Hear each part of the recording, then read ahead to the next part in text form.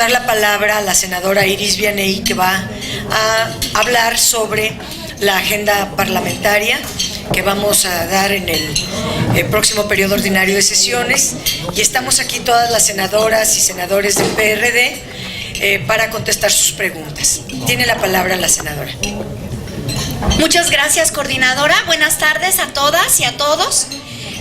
Agradecemos infinitamente a nuestros ponentes, a las diputadas, los diputados que nos acompañaron, a los medios de comunicación, y voy a dar lectura a un documento muy breve, en tanto compartimos la comida, de los 7 puntos que van a ser los ejes sobre los que trabajará nuestro grupo parlamentario en el Senado de la República, y que esperemos cumplan con las expectativas de la izquierda moderna y la izquierda que transforma, con las expectativas de la ciudadanía y obviamente de ustedes, medios de comunicación, que nos acompañan en esta comida. México atraviesa un periodo de inestabilidad interna y francos ataques desde el exterior. Todo lo que enfrentamos en estos días tiene raíz en una crisis orgánica real, que existe y se manifiesta en diversos ámbitos de la vida pública. El Telecán y su renegociación hace parte de la crisis en un momento de desarrollo que ha fallado las expectativas de nuestro pueblo. En el caso Odebrecht, es solo un eslabón más en la larga, oxidada cadena de corrupción. Habla de la crisis de la moral pública y es expresión de la crisis política, así como la violencia desbocada que se extiende por todo el territorio y da cuenta de la crisis social en la que estamos sumidos. Es necesario replantear la estructura y el sentido del poder para cambiar el régimen de privilegios e impunidad que concreta más de 1/3 de la riqueza en el 1% de la población. A todos estos asuntos, más que opiniones, debemos dar propuestas que se traduzcan en acciones y funcionen como soluciones aplicables en el corto y largo plazo. Lo que aquí hacemos en los hechos es renovar nuestra línea y programa político. En nuestro primer eje, proponemos abatir la corrupción y la impunidad, eliminar el pase directo del procurador, aprobar una ley orgánica de la Fiscalía General con participación de la sociedad que garantice su autonomía, y reponer el proceso del fiscal anticorrupción para dar las mejores garantías de su funcionamiento. Buscaremos aprobar la Ley General de Archivos y una nueva ley de contrataciones y obras públicas. En nuestro segundo eje temático será promover, proteger y garantizar los derechos humanos. Para proteger los derechos humanos de las y los mexicanos, impulsamos la aprobación de las leyes en materia de desaparición forzada y uso legítimo de la fuerza pública. Debemos ampliar los derechos de los grupos en situación de vulnerabilidad, como la comunidad lésbico-gay, las personas con discapacidad y las afrodescendientes. También necesitamos reforzar los derechos de las personas consumidoras. Nuestro tercer eje será impulsar un sistema de seguridad pública y procuración de justicia que garantice la paz y la seguridad de las personas y su patrimonio, con pleno goce de sus libertades respecto a los derechos humanos. Queremos que haya paz duradera en México. Por ello, impulsaremos la aprobación de la reforma constitucional en materia de seguridad pública y mando mixto policial. Evaluaremos el funcionamiento del sistema penal acusatorio y redefiniremos los alcances de la Fiscalía General de la República. Para evitar arbitrariedades y violaciones a los derechos humanos, proponemos derogar el arraigo, la prisión preventiva oficiosa y mejorar el funcionamiento de las alertas de violencia de género. Nuestro cuarto eje será el cambio de régimen de gobierno y sistema político. Defendemos la posibilidad de construir mayorías sociales a través de gobiernos de coalición. Proponemos su reglamentación para dar rumbo a la heterogeneidad política de México. reglamentar el desarrollo metropolitano, crear la ley de capitalidad para que se reconozca su carácter especial, desaparecer el fuero, incorporar la revocación de mandato a nivel nacional, redefinir el financiamiento a campañas y partidos políticos y que la propaganda gubernamental se rija con totales principios de austeridad, oportunidad y necesidad. Nuestro quinto eje será fortalecer el papel de México en el exterior. La coyuntura es crítica y por eso planteamos evaluar desde el Senado de la República la política exterior para asegurarle a la ciudadanía que se ajuste a los principios constitucionales, participar activamente en la renegociación del Telecán y revisar los convenios interinstitucionales. Proponemos una migración más humana, defender los derechos de las y los connacionales en el mundo con tanto ahínco como los derechos de las personas migrantes en México, buscando siempre ampliar y fortalecer los derechos de las personas migrantes y fortalecer los lazos que tiene la República con los demás países. Nuestro sexto eje será el combate a la desigualdad que enfrenta la sociedad. Proponemos implementar el ingreso básico universal, revisar el sistema de pensiones y reglamentar el derecho a la alimentación, proteger eficientemente a las mujeres de la violencia de género y asegurar su participación en los municipios mediante la paridad. Impulsaremos un proceso de fuentes de financiamiento y agricultura familiar. También ampliar la banca de desarrollo y asegurar la autonomía del Coneval. Y por último, nuestro último eje será el desarrollo sostenible. Impulsaremos una ley de derecho humano al agua para asegurar su uso adecuado, sostenible y sustentable. Propondremos reformar la Ley General para la Prevención y Gestión Integral de los Residuos para sustituir el uso de plásticos por materiales biodegradables. Daremos seguimiento al cumplimiento de los objetivos del desarrollo sostenible de la Agenda 2030. El PRD seguirá hasta cumplir el sueño de un México más justo y en paz, incluyente y con conciencia social, y que sea un referente en el mundo. Nuestra lucha es por las eras por venir. Creemos en el trabajo y en el esfuerzo, no en las soluciones mágicas. Los retos no son pocos y el tiempo es escaso. Solo coordinados y en sintonía con nuestras ideas llegarán a materializarse. Este grupo parlamentario se asume como la izquierda que transforma, que estará a la altura para superar las difíciles circunstancias por las que atraviesa nuestro país. Dejando estos 7 ejes, les mostramos parte de lo que será nuestra agenda legislativa y estamos a sus órdenes para preguntas y respuestas. Buen provecho. La agenda completa está en sus carpetas, está ahí explicada, pero estamos a sus órdenes. Ninguna. Buen provecho. No está, Angélica. Claro. ¿Nomás hay uno? Gracias. Milenio, por favor. Gracias, senador. Provecho.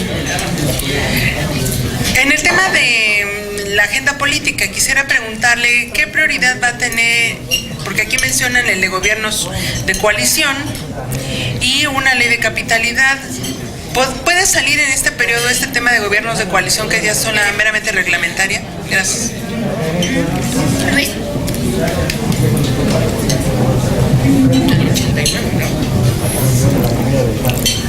La necesidad de reglamentar el artículo 89, fracción 17, es elemental, es fundamental.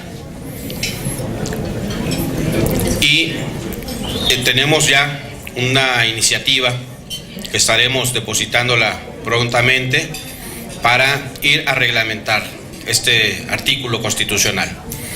En la posibilidad de que exista un frente amplio democrático, como se ha mencionado, que aglutine a la mayoría de la ciudadanía en el ánimo votante, que tenga mayoría, que gane, estaría obligado ese frente amplio a constituir un gobierno de coalición. Este gobierno de coalición está normado en el documento que aún no es público, ¿sí? Es parte de la agenda y lo vamos a entregar en unos días. Y se pretende en este proyecto que sea un documento, que sea esta ley la que permita una transición de régimen político, de presidencialismo, a algo pues que coloquialmente le llamamos semiparlamentarismo, ¿sí? Con un gabinete que tendrá que ser ratificado por el Senado, con un jefe de gabinete que sería el que estaría en contacto directo y permanente con ambas cámaras de senadores, de diputados, que es el que estaría pues, como jefe de gabinete coordinando a todo este gabinete. El gabinete se constituye proporcionalmente a las fuerzas representadas en ambas cámaras de diputados, entre otros detalles, ¿no? Pero esto es fundamental para que podamos transitar de un régimen presidencialista a otro donde el Parlamento tenga un peso pues mayor, por supuesto que hoy es mínimo el que tiene, ¿no? ¿Puede ser jefa? Jefa de gabinete también, sí, claro que sí. Allá el micrófono, pásenlo para allá.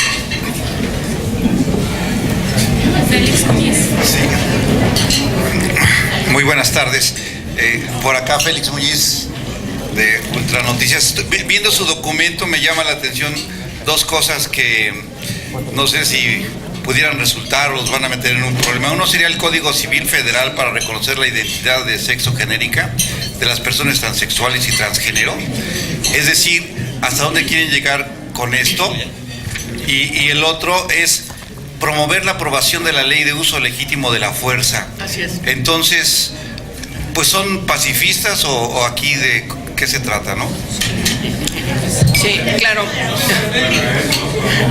A ver, la primera tiene que ver, el primer tema tiene que ver con el reconocimiento en función de lo que establece el primero de la Constitución, de que no haya ningún tipo de discriminación para las personas que integran la comunidad lésbico, gay, transgénero, transvesti, sexual e intersexual. Entonces, y bisexual. Entonces, esta comunidad LGBTTI requiere de un fundamento legal para que vaya en el ámbito reglamentario la concreción de este principio constitucional. Y ustedes recordarán que hace algún tiempo, en la legislatura, sería como el 2013, a partir de una serie de foros que planteamos, hicimos una propuesta de ley de los derechos de las personas con diversa orientación e identidad de género. Esta ley está ahí, esta iniciativa, y no se ha querido dictaminar por prejuicios de los otros grupos parlamentarios que impiden que tengamos una mayoría. Entonces hemos planteado que es necesario que no se quede ahí, porque es importante, es un pendiente, de tal manera que se está planteando que pueda entrar en un título, es parte de la negociación, como un título más de la ley de contra la discriminación, para que se pueda garantizar estos derechos. Y en el caso de la ley, tiene que ser una ley federal, porque no tenemos atribuciones, el Congreso de la Unión, no hemos reformado la Constitución para tal efecto, pero sí estamos en falta en la Federación de tener una ley del uso legítimo de la fuerza pública.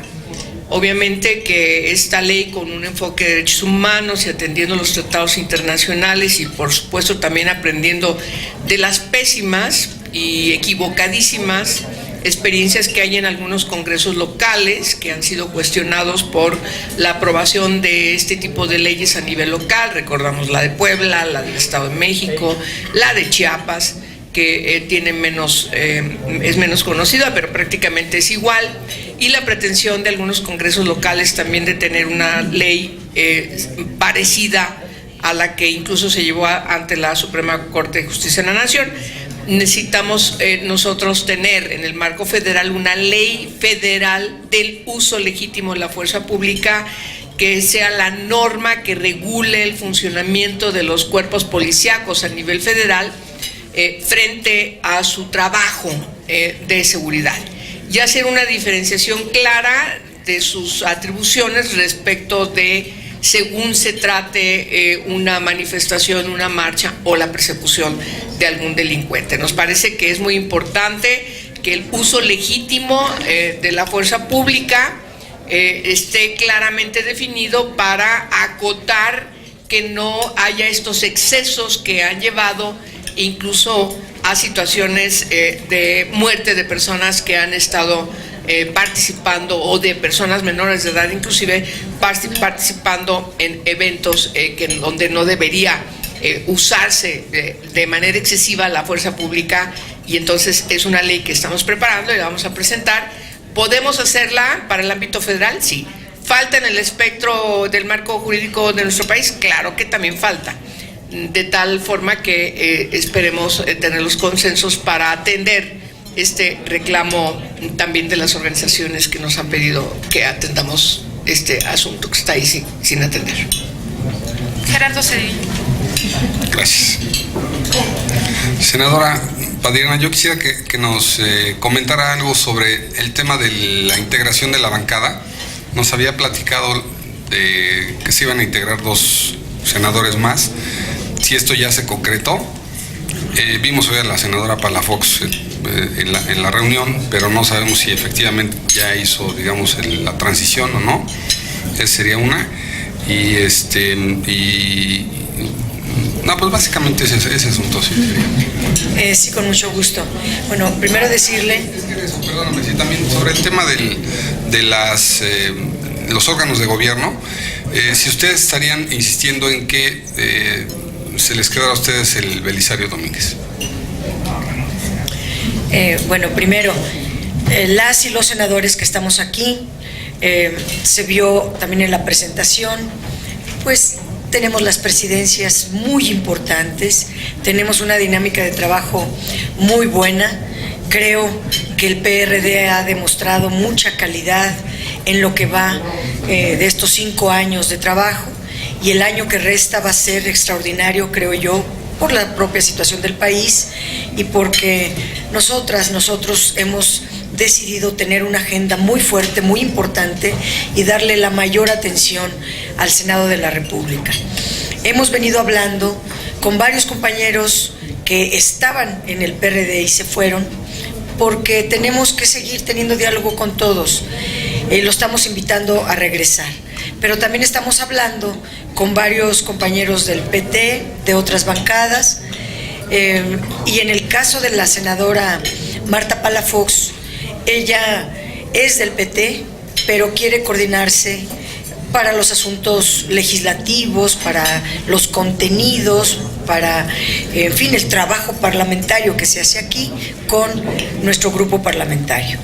Y también el senador Armando Ríos Peter nos ha anunciado que él se va de candidato, que va a renunciar. Había dicho a finales a pedir licencia entre el 1 y el 4 de septiembre, de tal manera que el día 5 de septiembre pudiéramos tener aquí al suplente de Ríos Peter, que es del PRD, y que nos será de mucho orgullo tenerlo con nosotros. Respecto de su segunda pregunta, el Senado de la República es plural, es pluripartidista, no es bipartidista, no es, peor aún, de un solo partido. La fuerza hegemónica ya pasó a la historia y el poder bipartidista no está establecido en nuestra ley orgánica. De tal manera que los órganos de dirección del Senado tienen que ser también pluripartidistas, y uno de ellos, que sería el Belisario Domínguez, pudiera presidirlo el PRD. La Junta de Coordinación Política sería otro órgano que pudiera presidir el PRD, porque es rotativa, el PAN ya no podría estar al frente y pudiera tocarle al PRD. O bien la presidencia de la mesa directiva del Senado, dado que ahí estuvo ya presidiendo el Partido Verde, bueno, con mayor razón lo puede hacer el PRD. Estamos solicitando, estamos hablando con los coordinadores, no ha habido Junta de Coordinación Política como para abordar esto en una mesa común, pero sí uno por uno, y cualquiera de los tres le puede corresponder al PRD. ¿Alguien más? Andrea Becerril. Yo quisiera insistir en este tema que tocó Gerardo, porque hay la versión de que el PRI se quiere quedar con la Junta de Coordinación y con la presidencia. Entonces al PAN le darían el Belisario Domínguez. Esa sería una pregunta, si saben de esa intención. Y la otra es sobre la agenda. Esta reforma que están planteando al artículo una ley reglamentaria para el artículo 1 constitucional, porque creo recordar que la ley de víctimas ya era reglamentaria en ese sentido, de ese artículo, ¿no? A ver, para las dos preguntas, Angélica de la Peña. Bueno, es importante refrendar lo que acaba de decir nuestra coordinadora. El Congreso ya es un órgano plural, las cámaras están integradas de manera plural, y nos parece que en este estir y afloje normal, en estas épocas de cada año legislativo en donde no está establecido de manera puntual en la norma cómo tendría que desempeñarse cada uno de los encargos a quien le corresponden, siempre se dan base a las negociaciones. El PRD ha insistido que somos resultado, aun cuando haya habido quienes hayan dejado el grupo parlamentario. El PRD se constituyó a partir de la votación del 2012. Así lo dice la Constitución. Nos parece que eso es muy importante establecerlo, independientemente de que pueda haber alguna norma secundaria contra los chapulines y contra quienes de repente decidan irse. Es un asunto que tendremos que verlo de manera posterior. Pero lo que sí creo que no debe quedar dudas es lo que plantea la Constitución. Los grupos se integran con el resultado de la votación de una elección. Así quedaron constituidos los grupos parlamentarios. Lo que tiene que prevalecer desde el punto de vista de esa interpretación a la Constitución que nosotros hacemos es que nosotros estamos constituidos como la tercera fuerza en el Senado de la República, de tal manera que nos parece totalmente inapropiado, por decirlo menos, que el Partido Revolucionario Institucional quiera simular que el presidente de la mesa directiva, que es del Partido Verde Ecologista de México, se haya concretado esa decisión hace un año al Verde. Se determinó fuera para el PRI. Y el PRI decidió que fuera, por cierto, yo recuerdo hace un año, fuera para un senador del Verde, incluso decían que 6 meses, porque a los 6 meses iba a entrar el PRI. O sea, el PRI se iba a subdividir, dejando la primera mitad al senador del Verde, pero que la segunda mitad iba a continuar para el PRI, algo que no aconteció. Sabemos que todo el año quedó en manos de en la conducción del senador Escudero, que es del Verde, pero no se determinó hace un año que ese encargo fuera para el Verde, sino fuera para el PRI. Hay que recordar la historia de cómo fue. De tal manera que hoy no podemos aceptar que simplemente haya esta actitud por parte del PRI de querer decirnos que ahora le corresponde, cuando hace un año se definió fuera para ellos. Hay que abrir la negociación. Y el PRD está, como lo ha señalado la senadora Padierna, está discutiendo y está planteando de manera clara y precisa que se tiene que reservar, en primer lugar, se tiene que respetar el lugar que teníamos, que se definió en la votación del 2002 y que dio origen a la constitución de este Senado de la República, independientemente de que haya movilizaciones por parte de los integrantes de los grupos parlamentarios. Y segundo, nos parece que hay que entrar a una negociación en donde además quede totalmente inscrito la equidad, y no puede haber de ninguna manera una situación de quererse llevar todos los encargos para seguir controlando, y sobre todo la importancia del último año y la preocupación respecto a la conducción de la mesa directiva, que sabemos que es la parte que les preocupa más, puesto que es un año de elección. No uso otro tipo de palabras, pero me parece que no pueden extralimitarse en querer buscar estar predominantemente en un encargo de manera arbitraria y de manera preponderante, por decirlo de manera diplomática, porque nos parece que eso no es correcto. Respecto a la otra segunda pregunta, a ver, la Constitución en su reforma de junio de 2011, del 11 de junio de 2011, estableció en sus transitorios la especificidad de que debía haber dos leyes reglamentarias, una del artículo 29 y otra del artículo 33. Y además estableció que debería haber una ley específica para atender lo que tenía que ver con las víctimas, lo que se interpreta con la importancia de hacer una ley en la materia. Sin embargo, en distintos foros y en distintos análisis de la hermenéutica de la propia discusión y definición del artículo primero de la Constitución, particularmente el primero, no de los otros 10, se ve importante que se defina el párrafo que tiene que ver con la obligatoriedad de las autoridades para trabajar, para desempeñarse respetando los derechos humanos. Esa parte nos parece que entonces el constituyente debió haber previsto un transitorio para que nos ordenase el Congreso de la Unión hacer una ley reglamentaria del primero constitucional en esta parte del primero, es decir, dotar de los insumos, de las características, de cómo las autoridades tienen que trabajar en función de interpretar de manera correcta esa perspectiva de derechos humanos, lo cual hemos observado no existe. Hay una dificultad, hay una carencia en el conocimiento del ejercicio de la función pública, es decir, de las autoridades, como dice la Constitución, de cómo deben de trabajar. Hay esfuerzos importantes en el Poder Judicial.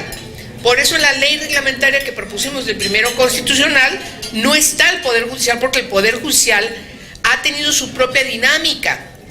Tiene protocolos importantes en diferentes materias de cómo juzgar desde distintas perspectivas, pero en el caso de las autoridades, y particularmente las de los ámbitos locales y municipales, en concordancia con las federales, notamos una gran ausencia y siguen actuando igual a antes de que existiera este precepto en la Constitución.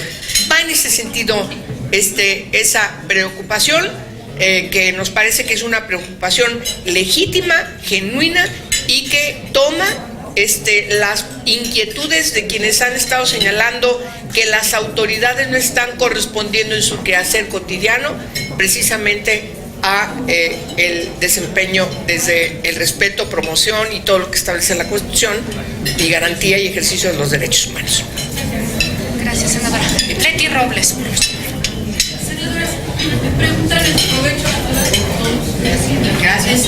Preguntarle dos cosas.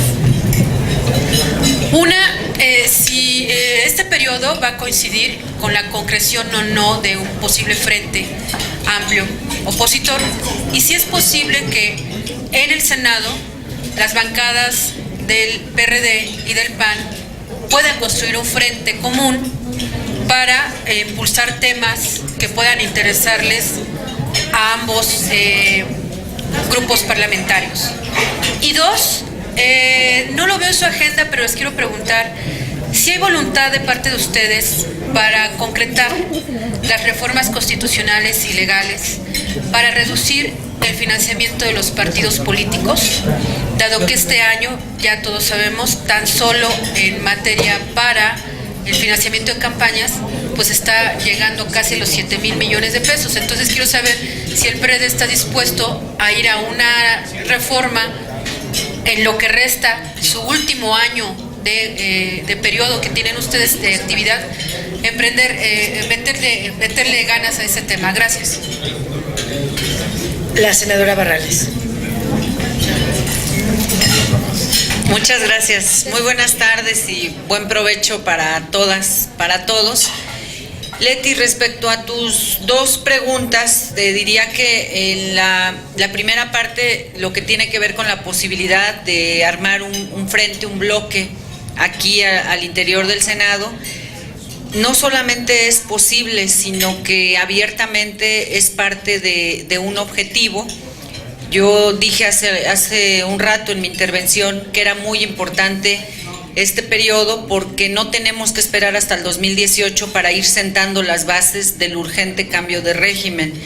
Y efectivamente, cuando nosotros nos planteamos la conformación de un frente amplio opositor, necesitamos ser congruentes y dar muestra desde nuestros espacios que verdaderamente estamos ocupando el espacio de la oposición. Ahí vienen temas que nos van a poner a prueba. Uno muy importante es el tema de la designación del fiscal, donde abiertamente ya se definió cuál es la posición de nuestra fracción. Nosotros vamos a ir en contra del pase automático, de la designación automática. Es parte de nuestras definiciones y nosotros lo que esperamos es que el PAN, en congruencia, coincida con nosotros en todos estos planteamientos. Ojalá que haya coincidencia de otras bancadas, ojalá que sea el caso del PT aquí en el Senado. La idea es construir con todos la posibilidad de impedir que estas iniciativas puedan prosperar. Y claro, esto se va a facilitar en la medida que esta iniciativa que ha impulsado nuestro partido de la conformación de este frente pueda ir avanzando. Aquí en el Senado con Acción Nacional, pero en la Cámara de Diputados con Movimiento Ciudadano, que también estamos platicando abiertamente con sus dirigentes. Respecto al otro tema, lo que tiene que ver con los recursos de los partidos, el PRD no solo está de acuerdo en la disminución de estos recursos, sino que hemos sido promotores de una forma diferente de financiar a los partidos, de que no necesariamente esto se haga como se ha venido haciendo, que le cueste directamente a la gente, que haya otras alternativas. Estamos convencidos que esta es una deuda que tenemos con la ciudadanía y si hay un partido, lo digo ya en términos positivos, si hay un partido que sabe vivir en condiciones difíciles, sin duda, hablando del tema financiero, sin duda es el PRD. Nosotros, por diversas razones, más de índole interna, hemos tenido dificultad financiera y hemos aprendido a trabajar sobreviviendo en ese sentido, ¿no? Hoy podría comentar que estamos en un momento de mucha austeridad al interior de nuestro partido. Aquí hay compañeros del Comité Ejecutivo que pueden dar cuenta de ello, lo que tiene que ver con viajes, con viáticos, con todo lo que está a nuestro alcance para tratar de disminuir el costo de la operación del partido.